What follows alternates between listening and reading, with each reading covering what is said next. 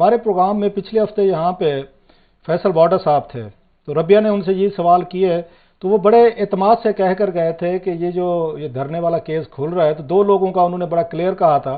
کہ چکوال سے لے کے کوئٹہ تک آپ دیکھیں گے بہت بڑا وہ آئے گا، مطلب جولٹ آئے گا. He was referring to general Faiz اور ایک اور سرونگ کور کمانڈر جو ان کی بات کہہ رہے تھے، بلکہ وہ کہہ کے گئے تھے 28 آرے آپ دیکھ لیں گے، یہ دونوں لوگ جو ہیں شاید ان کے ذہن میں تھا کہ ان کو بھی نوٹس کیا جائے گا، بلایا جائے گا، لیکن آج ہم نے دیکھا ہے کہ وہ چیز جو ہے وہ نہیں ہوئی، ان کو نہیں بلایا گیا، نوٹس بھی نہیں ہوئے. تو آپ سمجھتے ہیں جیسے آپ بات کہہ رہے ہیں کہ اس لیے بھی پریس نہیں کیا جا رہا، وہ پٹیشن واپس لی جا رہی ہیں کہ شاید جنرل فیض جو ہیں وہ جس طرح کے ایکٹیویزم کا شکار رہے ہیں اور جس طرح کی پولیٹیکلی طور پر ان پہ باتیں ہوتی ہیں،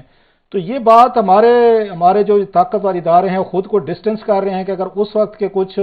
ہمارے فوجی جنرلز نے یا ٹاپ پہ بیٹھے ہوئے لوگوں نے کچھ اس طرح کے کام کیے ہوئے ہیں تو ہم ان کا بیگیج کیوں اٹھائیں، ہم کیوں ان کا لگیج اٹھائیں، ہم کیوں برے بننے کی کوشش، عدالت جانے وہ جانے.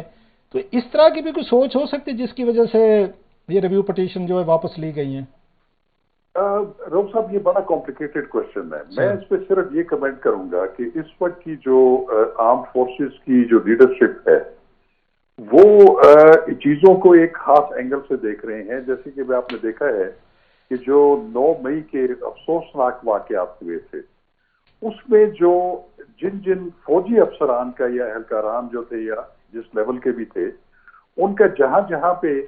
ان کی طرف جو ہے وہ لیڈ جاتی تھی تو سب سے پہلے فوج نے اپنے اندر جو ہے وہ احتساب کیا اور اس میں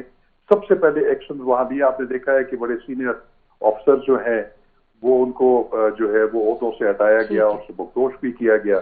اور بھی ابھی بھی شاید کچھ چیزیں چل رہی ہیں، ان کے خلاف کارروائی انٹرنلی ہو رہی ہے. تو میں سمجھتا ہوں کہ اس وقت کی جو لیڈرشپ ہے فوج کی وہ بالکل کلیئر ہے کہ وہ